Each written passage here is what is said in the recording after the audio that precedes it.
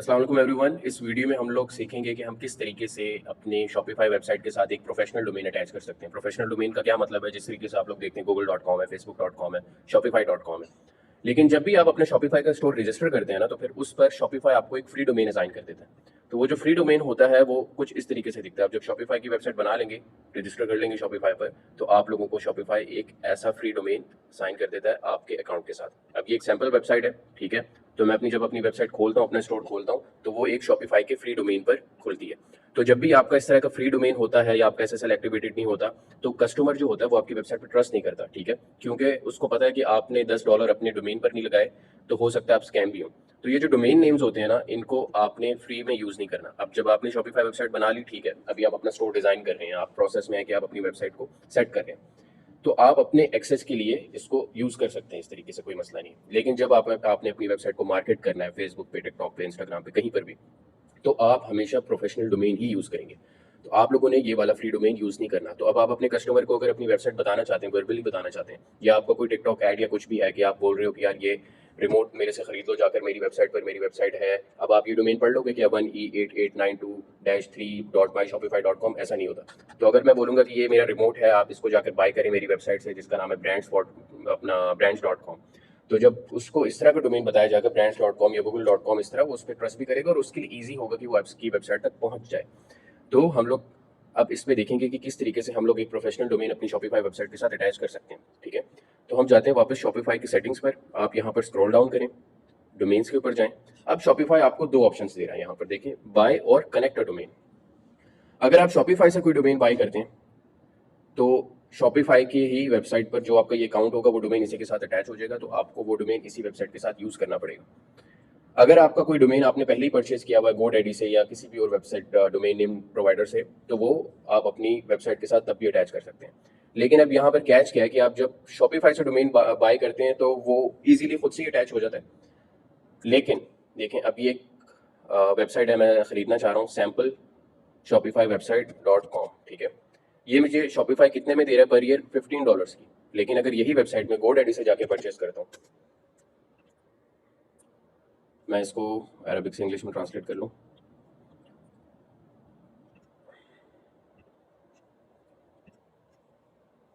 ये अब मैं वही वेबसाइट अगर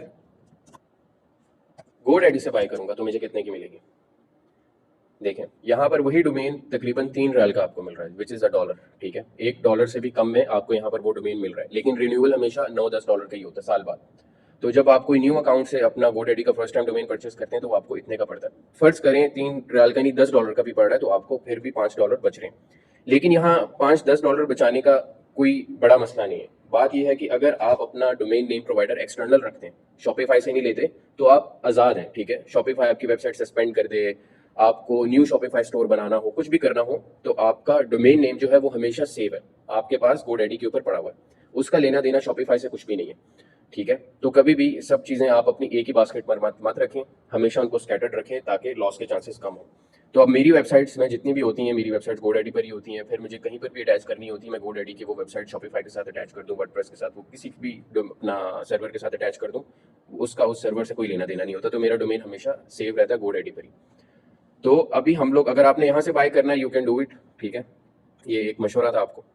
तो मेरे जो डोमेन्स होते हैं हमेशा GoDaddy पर होते हैं। तो अभी भी जो मेरे पास एक परचेस डोमेन है वो GoDaddy के ऊपर है, और यही तरीका आप लोगों के लिए समझना ज़रूरी है, क्योंकि कोई भी बाया न्यू डोमेन करके यहाँ से डायरेक्टली अटैच कर सकता है। लेकिन हम लोग मैनुअली देखेंगे कि हम किस तरीके से अपने डोमेन नेम को शॉपिफाई के साथ कनेक्ट कर सकते हैं, ठीक है। तो मेरे पास डोमेन है, मैं अपने GoDaddy पर जाकर देखता हूँ मैं कौन सा डोमेन अटैच कर सकता हूँ। हम लोग अटैच करते हैं ये noontools.net को, ओके।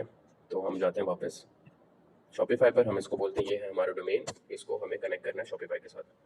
अब देखें, अब शॉपिफाई आपको दो ऑप्शंस दे रहा है यहाँ पर, ठीक है। एक ऑप्शन है कनेक्ट ऑटोमेटिकली, एक है कनेक्ट मैनुअली। तो ऑटोमेटिकली जब आप कनेक्ट करेंगे, तो आपने क्या करना है, कनेक्ट ऑटोमेटिकली पे क्लिक करना है। यहाँ पर एक विंडो खुल जाएगी, उस पर आप अपना GoDaddy लॉगिन करेंगे, तो वो ऑटोमेटिकली शॉपिफाई आपके साथ आपके स्टोर को कनेक्ट कर देगा। आपको ये ऑप्शन शो हो रहा है तो आप ये यूज़ कर लेना। लेकिन मैं ये ऑप्शन यूज़ नहीं करूँगा क्योंकि इसमें कुछ सीखने वाला है नहीं, तो हम लोग इसको कनेक्ट मैनुअली करेंगे। क्यों हम मैनुअली करेंगे? ताकि आपके पास अगर ये ऑप्शन ना हो तो आप इसके मोहताज ना हो, आप अपनी वेबसाइट को तब भी कनेक्ट कर सकें। तो मैनुअली हम लोग इसको कनेक्ट करते हैं। कनेक्ट मैनुअली करते हैं। अब हम लोगों को ये दे रहा है इंस्ट्रक्शंस, हम करते हैं, जाते हैं फॉलो सेटिंग्स इंस्ट्रक्शन पे। इंस्ट्रक्शन जब आप ओपन करेंगे तो आपके सामने इनका ये help.shopify.com वाला पेज खुल जाएगा। आप स्क्रॉल डाउन करें और यहाँ पर लेफ्ट साइड पे आपने देखना है कनेक्ट मैनुअली का मेन्यू। अब हम लोगों को ये मिल गया, हम क्लिक करते हैं कनेक्ट मैनुअली के ऊपर और हम स्क्रॉल करते हैं नीचे। अब हम लोगों को यहाँ पर इस टेक्स्ट में सेटिंग्स मिल जाएंगी, ठीक है। तो यहाँ हम लोगों को शॉपिफाई कह रहा है कि आपने ये दो रिकॉर्ड्स हैं, एक आपका आईपी एड्रेस, एक शॉपिफाई का डोमेन, ये आपने अपने GoDaddy पर जाकर GoDaddy के DNS पर डालना है डोमेन के, ठीक है। तो हम लोगों को सेटिंग्स पता चल गई। सबसे पहला है ए रिकॉर्ड, दूसरा है सी नेम रिकॉर्ड, ठीक है। तो हम लोग इसको कॉपी करते हैं, हम जाते हैं अपने GoDaddy के कंट्रोल पैनल पर और अब हम लोगों ने ये जो डोमेन नेम आपका लिखा होगा ना उसके साथ लिखा होगा DNS which is domain name,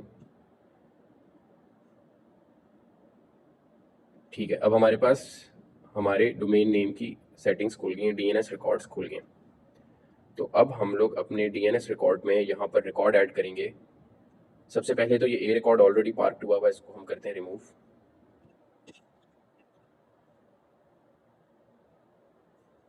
ठीक है, और यहाँ सी नेम पहले से ही डाला हुआ है, चलें ठीक है। अब हम लोग जाते हैं ऐड ए न्यू रिकॉर्ड पे, हम यहाँ सेलेक्ट करते हैं ए रिकॉर्ड और यहाँ पर आपने देना है @, ठीक है। और अब यहाँ पर आपने वो आईपी एड्रेस दे देना है जो आपको शॉपिफाई ने दिया था और आपने क्लिक करना है सेव के ऊपर। तो हम लोगों का डोमेन नेम सेव होकर अपडेट हो गया। तो अब हम वापस जाएंगे, अब हम लोगों ने क्रिएट करना है सी नेम रिकॉर्ड। हम ये सी नेम के लिए इनके इस लिंक को कॉपी कर लेते हैं और हम जाते हैं वापस GoDaddy की सेटिंग्स पर, DNS सेटिंग्स पर। अब हम लोग यहाँ पर करते हैं add new record, see name, ठीक है, www और myshopify.com, ठीक है। अभी आपने थोड़ी देर पहले देखा होगा कि मैंने आपको बोला था यहाँ पर सी नेम ऑलरेडी डाला हुआ है, सही है। तो ये मैंने जानकर डाला, मुझे पता था रिजेक्ट हो जाएगा क्योंकि सी नेम पहले से ही इस DNS में मौजूद है, तो इसलिए वो एक नया सी नेम क्रिएट नहीं करने दे रहा। तो आप लोगों ने इस पर हमेशा नज़र डालनी है। तो अब हमारे पास यहाँ पर सी नेम ऑलरेडी मौजूद है, ठीक है। हम क्या करेंगे, हम न्यू सी नेम क्रिएट नहीं करेंगे, हम एग्जिस्टिंग सी नेम को एडिट करेंगे। आपने यहाँ पर वही डोमेन ऐड कर लेना है, ठीक है। रिकॉर्ड सी नेम सेलेक्टेड है, www ऑलरेडी डाला हुआ है और आपने सिर्फ यहाँ पर वो डोमेन नेम पेस्ट करना है और कर देना सेव, ठीक है। सक्सेसफुली ऐड हो गया। देखिए हमेशा DNS जो होता है ना वो अपडेट होने में टाइम लेता है। अभी हम लोग वापस अपनी शॉपिफाई की वेबसाइट पर जाकर देखते हैं, अगर अपडेट हो गया तो ठीक है, नहीं तो वो 24 से 48 घंटे यहाँ पर लिखा हुआ आता है लेता है, वरना एक आधे घंटे में ऑटोमेटिकली वो अपडेट हो जाता है। तो अब हम लोग जाते हैं वापस अपनी शॉपिफाई वेबसाइट के ऊपर और यहाँ पर हम लोग करते हैं क्लिक वेरीफाई कनेक्शन पर, ठीक है। वेरीफाई हो गया हम लोगों का डोमेन फॉरन ही। तो अब क्या होगा, अब SSL जो होता है यहाँ पर जो लिखा हुआ है SSL पेंडिंग, SSL को कहते हैं, ये जो आपको सिक्योरिटी लॉक नज़र आ रहा है ये SSL है। तो ये ऑटोमेटिकली खुद अपडेट हो जाएगा थोड़ी देर में। और डोमेन नेम हम लोग चेक कर लेते हैं कि रिडायरेक्ट हुआ कि नहीं हुआ। noontools.net, हम लोगों का डोमेन नेम भी ऑटोमेटिकली सब कुछ रीडायरेक्ट हो गया। तो हम लोगों ने ये सेटिंग किस तरीके से की है, ये हम लोगों ने की है मैनुअली मैंने इसलिए आप लोगों को बताया क्योंकि ये आपके लिए बहुत हेल्पफुल रहेगी। आपके पास अगर कनेक्ट ऑटोमेटिकली वाला ऑप्शन नहीं आ रहा, और ये एक स्किल भी है जो कि मैं आपको ऑटोमेटिक करके दिखाकर फारिग करा देता, लेकिन ये चीज़ मैंने आपको सिखानी थी तो मैंने इसको मैनुअली ही किया। सो अब हम लोग जाते हैं वापस अपने शॉपिफाई की सेटिंग्स पर, यहाँ पर ही। तो मैंने वीडियो के शुरू में आपको दिखाया था, यहाँ पर डोमेन नेम फ्री वाला शो हो रहा था, ऐसा ही है, ये वाला डोमेन नेम शो हो रहा था। अब यहाँ पर कौन सा डोमेन नेम हमारे शॉपिफाई स्टोर के साथ अटैच हो गया, noontools.net। सो सक्सेसफुली हम लोगों ने अपने डोमेन नेम, अपनी शॉपिफाई वेबसाइट के साथ अपने डोमेन नेम को अटैच कर लिया। तो अब जब भी हम लोग अपनी चीज़ को मार्केट करेंगे या कुछ भी करेंगे तो कस्टमर कौन सी वेबसाइट पर आएगा, noontools.net। तो इसी की जगह जो भी आप डोमेन बाय करेंगे वो आपका ब्रांड नेम होगा .net.com। वैसे मैं सजेस्ट करूंगा जब भी आप डोमेन नेम्स खरीदें .com वाले खरीदें। तो .com जो है वो हर बंदा समझता है, .net पे इतना कोई ट्रस्ट नहीं करता। जितने भी आप TLDs कहते हैं इनको, जितने भी आप नीचे आते रहें, तो वो .com, .me, .org इस तरह करके आप लोगों के लिए एक जनरल है वो .com है। मेरी सजेशन है कि आप हमेशा .com खरीदें। तो ये हमारे पास एक सैम्पल फ्री डोमेन पड़ा हुआ था, तो हम लोगों ने इस पर लगाकर देख लिया, जो कि सक्सेसफुली अटैच हो गया। So see you in the next video, thank you.